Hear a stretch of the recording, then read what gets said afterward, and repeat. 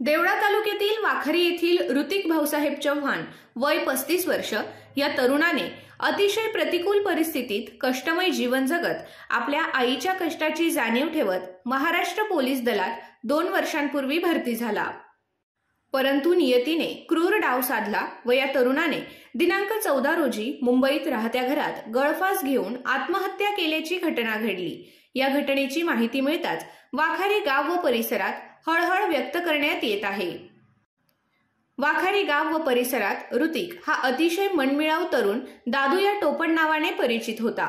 वडिलांच्या मृत्यूनंतर त्याला आईने प्रतिकूल परिस्थितीत शिकवले व ऋतिकने आईच्या कष्टाची जाणीव ठेवत 2 वर्षांपूर्वी महाराष्ट्र पोलीस दलात तो भरती झाला।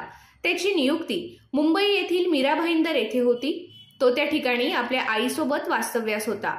आई रक्षाबंधनानिमित्त त्याच्या बहिणीकडे आली असता त्याने दिनांक 14 रोजी राहत्या घरात दोरीच्या सहाय्याने आत्महत्या केल्याची घटना घडली। त्याच्या आत्महत्येचे कारण अस्पष्ट असून त्याच्या निधनाची वार्ता समजताच संपूर्ण गाव सुन्न झाले होते। त्याच्यावर अत्यंत शोकाकुल वातावरणात अंत्यसंस्कार करण्यात आले। हृदय पिळवटून टाकणारी घटना घडल्याने गाव शोकमग्न झाले। आय न्यूज साठी सोमनाथ जगताप, देवळा।